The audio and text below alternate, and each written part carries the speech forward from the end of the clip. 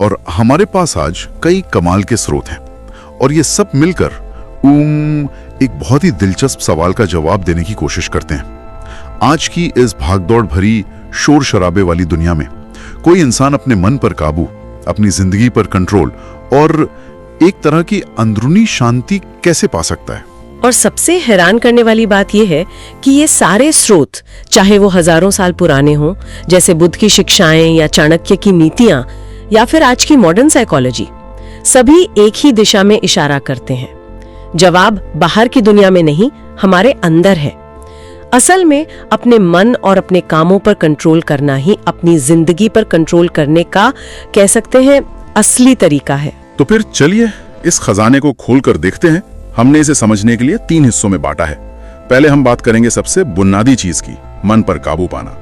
फिर हम देखेंगे कि आत्मनिर्भरता मतलब सेल्फ डिपेंडेंस वो कैसे बनाई जाती है। और आखिर में जब हम अंदर से मजबूत हो जाते हैं तो बाहरी दुनिया से कैसे डील करना है। तो चलिए सबसे पहली और शायद सबसे मुश्किल चुनौती से शुरू करते हैं, मन पर काबू पाना। एक स्रोत में मन की तुलना एक ऐसे बंदर से की गई है जो कभी शांत नहीं बैठता, एक डाल से दूसरी डाल पर कूदता रहता है। हम कोई जरूरी काम करने बैठते हैं और ये बंदर हमें 10 साल पुरानी किसी लड़ाई की याद दिला देता है या भविष्य की किसी बेकार चिंता में उलझा देता है। ये हमारा सबसे बड़ा दुश्मन बन सकता है, लेकिन अगर इसे साध लिया जाए तो इससे बड़ा कोई दोस्त नहीं। दिमाग आदतों का एक जाल है। इसे ऐसे समझिए जैसे जंगल में कोई कच्चा रास्ता, आप उस पर जितना चलेंगे वो उतना ही पक्का और चौड़ा होता जाएगा। हमारे विचार भी दिमाग में ऐसे ही रास्ते बनाते हैं जिन्हें न्यूरल पाथवे कहते हैं। जिन विचारों को हम बार बार सोचते हैं वो रास्ते इतने पक्के हो जाते हैं कि मन अपने आप उन्हीं पर दौड़ने लगता है। मतलब हम एक तरह से अपने दिमाग के ऑटो पायलट मोड पर चले जाते हैं। लेकिन अच्छी खबर यह है कि इस ऑटो पायलट को बंद किया जा सकता है। एक स्रोत में मन को साधने के 5 बहुत ही प्रैक्टिकल तरीके बताए गए हैं।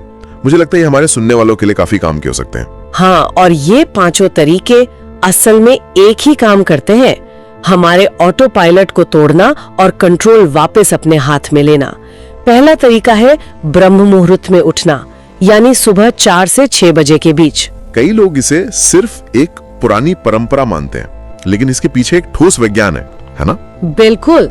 इस समय हमारे शरीर में मेलाटोनिन, जिसे स्लीप हार्मोन भी कहते हैं, उसका लेवल सबसे कम होता है। इसका मतलब है कि हमारा दिमाग स्वाभाविक रूप से सबसे ज्यादा ताजा और अलर्ट होता है। ये वक्त दिमागी स्पष्टता और एकाग्रता के लिए सबसे अच्छा होता है। लेकिन इसका एक मनोवैज्ञानिक असर भी है। जब आप सुबह सुबह अपनी नींद पर जीत हासिल करते हैं तो आप अपने मन को दिन का पहला और सबसे शक्तिशाली संदेश देते हैं कि बॉस मैं हूं, तुम नहीं। ये दिन की पहली जीत है। वाह, दिन की पहली जीत, ये सोचने का एक बहुत शक्तिशाली तरीका है। तो दूसरा तरीका क्या है? हो जाती हैं। जब डरते हैं तो सांसें अटकने लगती हैं। अनुलोम विलोम जैसे सांस के व्यायाम करके हम सीधे अपने नर्वस सिस्टम को शांत करते हैं। यह अपने भटकते हुए मन के घोड़े को लगाम कसने जैसा है। और तीसरा तरीका तो मुझे बहुत ही दिलचस्प लगा, विचार विच्छेदन विधि, यानी किसी अनचाहे विचार को आते ही बीच में काट देना। ये सुनने में जितना आसान लगता है, क्या उतना ही असरदार है? ये कमाल का असरदार है, क्योंकि ये सीधे उन न्यूरल पाथवेज पर हमला करता है। जैसे ही कोई बेकार का विचार, कोई पुरानी बुरी याद या कोई चिंता दिमाग में आए, आपको बस अपने अंदर जोर से चिल्लाना है, रुक जा या कट, और तुरंत अपना ध्यान किसी दूसरी चीज पर लगा लेना है, जैसे उठकर एक गिलास पानी पी लिया या कोई गाना गुनगुनाने लगे। जब आप बार बार ऐसा करते हैं तो आप उस नकारात्मक विचार के रास्ते को ऊर्जा देना बंद कर देते हैं। धीरे धीरे वो रास्ता घास फूस से ढक जाता है और मन उस पर चलना बंद कर देता है। अच्छा, मतलब हम जानबूझकर अपने दिमाग के रास्ते बदल रहे हैं। तो फिर चौथा तरीका, बोध शून्यता ध्यान, वो इससे कैसे अलग है? इसमें तो विचारों से लड़ना नहीं है। बहुत अच्छा सवाल है। ये दोनों बिल्कुल अलग है। ये जो कट करने वाली विधि है, ये तब काम आती है जब कोई एक विचार बार बार परेशान कर रहा हो। लेकिन बोध शून्यता ध्यान दिमाग की आम बेचैनी के लिए है। इसमें हम विचारों से लड़ते नहीं, उन्हें बस एक दर्शक की तरह देखते हैं, जैसे आसमान में बादल आ रहे हैं और जा रहे हैं। ये हमारे दिमाग के उस हिस्से को शांत करता है जिसे डिफॉल्ट मोड नेटवर्क कहते हैं। डिफॉल्ट मोड नेटवर्क, इसे थोड़ा आसान भाषा में समझाएंगे? जरूर। ये हमारे दिमाग का ऑटो पायलट मोड है। जब हम कुछ खास नहीं कर रहे होते तो यही नेटवर्क एक्टिव हो जाता है और हमें या तो अतीत की बातों में उलझाए रखता है या भविष्य की चिंताएं करवाता है। ये काफी ऊर्जा बर्बाद करता है। ध्यान इस नेटवर्क को शांत करता है, जैसे किसी शोर भरे कमरे में अचानक शांति छा जाए। इससे दिमाग की ऊर्जा बचती है और फैसले लेने की क्षमता बढ़ती है। समझ गया। और पांचवा तरीका है संकल्प शक्ति जागरण। ये विल पावर बनाने के बारे में है। हाँ, इसके लिए स्रोत एक बहुत छोटा प्रयोग करने की सलाह देते हैं। सिर्फ 7 दिनों के लिए एक छोटा सा आसान सा नियम बनाएं जिसे आप किसी भी हालत में नहीं तोड़ेंगे। जैसे मैं सुबह 9 बजे तक अपना मोबाइल नहीं देखूंगा, या मैं रोज 10 मिनट के लिए टहलने जाऊंगा। नियम क्या है, ये जरूरी नहीं है। जरूरी ये है कि आप उसे निभाएं। जब आप 7 दिन तक खुद से किया हुआ वादा निभाते हैं तो आपके अवचेतन मन को एक बहुत गहरा संदेश मिलता है कि जब आप कोई फैसला लेते हैं तो आप उसे पूरा करते हैं। आपकी विल पावर की मांसपेशी मजबूत होने लगती है। ठीक है, तो ये सब अपने अंदर की दुनिया को ठीक करने और मजबूत बनाने के बारे में है। मन पर थोड़ा काबू पा लिया, लेकिन फिर सवाल ये उठता है कि जब ये शांत और नियंत्रित इंसान बाहर की असली दुनिया में कदम रखता है तो क्या होता है?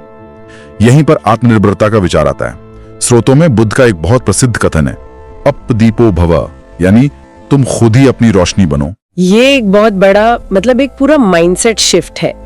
इसका मतलब है किसी बाहरी सहारे की उम्मीद छोड़ देना, किसी की मदद, किसी की मंजूरी या किसी के हाँ कहने का इंतजार करने की आदत को तोड़ना। ज्यादातर लोग इसलिए शुरू नहीं कर पाते क्योंकि उन्हें अकेले चलने से, गलती करने से डर लगता है। आत्मनिर्भरता इसी डर पर विजय पाने का नाम है। और एक स्रोत में इसके आर्थिक पहलू पर भी जोर दिया गया है, जिसमें चाणक्य की बातें शामिल हैं। पहला नियम सिर्फ पैसा कमाना नहीं है, बल्कि कमाए हुए पैसे की इज्जत करना और उसे बचाना है। बिल्कुल, स्रोत में फूटे हुए घड़े की कहानी है। एक आदमी दिन रात मेहनत करके घड़े में पानी भरता है, लेकिन घड़े में नीचे एक छेद है। वो जितना पानी भरता है उतना ही बहता जाता है। वो छेद क्या है? वो है दिखावा, बेकार के खर्चे और पैसे को लेकर लापरवाही। अरे, ये फूटे घड़े वाली बात तो आज के क्रेडिट कार्ड कल्चर पर बिल्कुल सटीक बैठती है।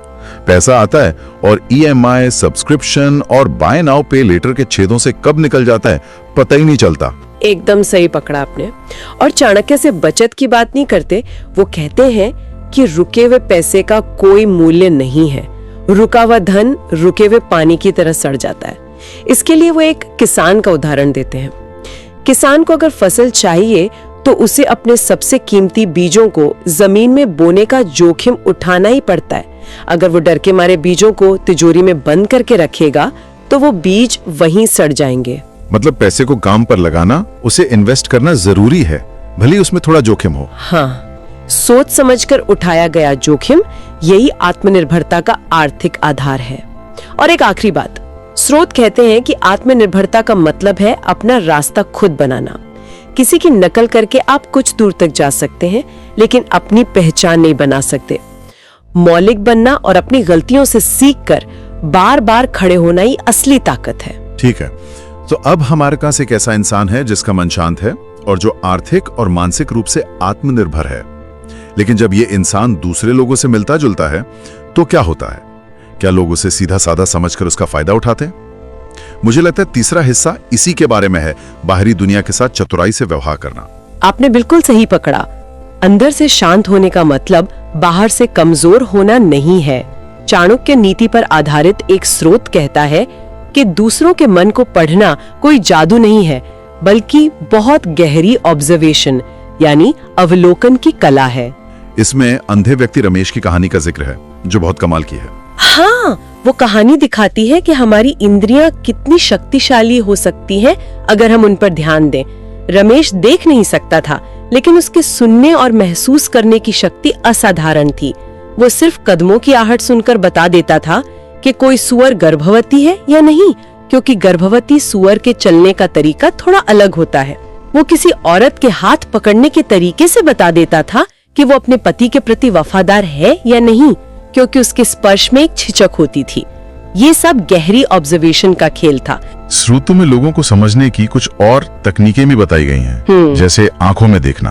कहते हैं आंखें मन का आईना होती हैं। अगर कोई बात करते हुए लगातार नजरें चुरा रहा है तो या तो वो बहुत नर्वस है या फिर कुछ छिपा रहा है। सही बात है। साथ ही शारीरिक भाषा यानी बॉडी लैंग्वेज पर ध्यान देना।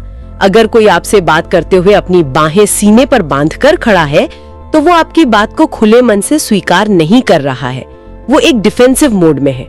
लेकिन सबसे शक्तिशाली तकनीक है प्रतिक्रिया की परीक्षा लेना। ये सुनने में थोड़ा चालाकी भरा लगता है, इसका क्या मतलब है? इसका मतलब है कि कभी कभी आपको सच जानने के लिए एक छोटी सी स्थिति बनानी पड़ती है। जैसे अगर आपको किसी पर शक है तो आप अचानक उससे कह सकते हैं, मुझे सब कुछ पता चल गया है, और फिर बस चुप होकर उसके चेहरे के भाव देखें। उसके चेहरे पर जो डर, घबराहट या कंफ्यूजन का पहला भाव आएगा वही सच के सबसे करीब होगा। ये चालाकी नहीं, सच को सतह पर लाने का एक तरीका है। और ये हमें एक और बहुत शक्तिशाली विचार की तरफ ले जाता है, मौन का रणनीतिक इस्तेमाल। चुप रहना सिर्फ चुप रहना नहीं है, ये एक हथियार हो सकता है। बिल्कुल। एक स्रोत में बताया गया है कि कई ऐसी परिस्थितियां हैं जहां बोलना कमजोरी है और चुप रहना ताकत। जैसे जब कोई आपकी बेवजह आलोचना करे, अगर आप तुरंत जवाब देंगे तो आप गुस्से में बोलेंगे, लेकिन अगर आप चुप रहते हैं तो आप सामने वाले की बातों की हवा निकाल देते हैं और खुद को सोचने का मौका देते हैं कि क्या उसकी आलोचना में कोई सच्चाई है। और जब कोई आपसे बहस करने पर तुला हो तब भी चुप रहना बेहतर है ना? क्योंकि बहस का मकसद सच खोजना नहीं बल्कि अपने अहंकार को जिताना होता है। आपकी चुप्पी उस बहस को वहीं खत्म कर देती है। एक और बहुत महत्वपूर्ण स्थिति है जब कोई आप पर बहुत ज्यादा गुस्सा कर रहा हो। गुस्सा आग की तरह है, आप जितना जवाब देंगे वो आग उतनी ही भड़केगी। आपकी शांति और चुप्पी पानी की तरह काम करती है। ये सामने वाले के गुस्से की सारी ऊर्जा को सोख लेती है और दिखाती है कि आपका खुद पर कितना जबरदस्त नियंत्रण है। और यहाँ पर एक और बात है जो थोड़ी चौंकाने वाली लग सकती है। एक स्रोत कहता है कि सफल होने के लिए कभी कभी बुरा बनना पड़ता है। अब इसका मतलब क्या है? क्या इसका मतलब बेईमान होना है? नहीं, बिल्कुल नहीं। और ये एक बहुत ही आम गलतफहमी है। यहाँ बुरा बनने का मतलब है दृढ़ बनना, अपनी सीमाएं तय करना।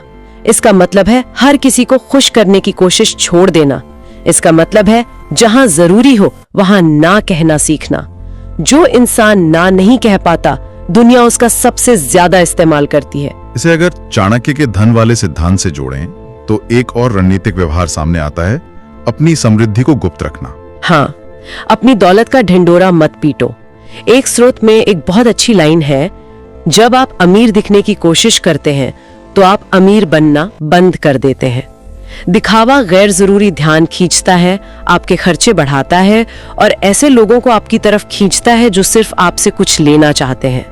असली अमीर वो है जो दिखता साधारण है लेकिन जिसका बैंक बैलेंस असाधारण होता है। तो अगर हम इन सारी बातों को एक साथ देखें तो क्या तस्वीर बनती है? ऐसा लगता है कि ये पूरी यात्रा अंदर से शुरू होती है। पहले आप ध्यान और सांसों जैसी तकनीकों से अपने मन पर महारत हासिल करते हैं, फिर अपनी सोच और अपने पैसों के मामले में आत्मनिर्भर बनते हैं, और तब जाकर आप बाहरी दुनिया के साथ एक मजबूत और समझदार तरीके से जुड़ पाते हैं। ये एक ऐसे इंसान की तस्वीर है जो हालात का शिकार नहीं बल्कि अपनी जिंदगी का मालिक है। वो अंदर से इतना शांत और स्थिर है कि बाहरी दुनिया का शोर उसे परेशान नहीं कर पाता। वो दुनिया को ज्यादा साफ तरीके से देख सकता है और इसलिए ज्यादा सही तरीके से काम कर सकता है। ये बाहरी दुनिया को बदलने की कोशिश करने के बजाय अपनी अंदरूनी दुनिया का राजा बनने के बारे में है। ये सभी स्रोत हजारों साल पुराने ग्रंथों से लेकर आज की व्याख्याओं तक जिंदगी जीने का एक पूरा रोड मैप देते हुए नजर आते हैं। बिल्कुल, लेकिन यहाँ एक सवाल सोचने लायक है जो इन स्रोतों में सीधे तौर पर नहीं पूछा गया। इन सभी सिद्धांतों में आत्मनियंत्रण और आत्मनिर्भरता पर बहुत जोर है, लेकिन सोचिए जब इन सिद्धांतों को हद से ज्यादा आगे ले जाया जाए तो क्या होता है? किस मोड़ पर रणनीतिक चुप्पी भावनात्मक दूरी बन जाती है? कहां पर अपनी सीमाएं तय करना खुद को अच्छे इंसानी रिश्तों से अलग थलग करना बन जाता है? अपनी दुनिया का मालिक बनने और उसी दुनिया का कैदी बन जाने के बीच की वो बारीक रेखा कहाँ है?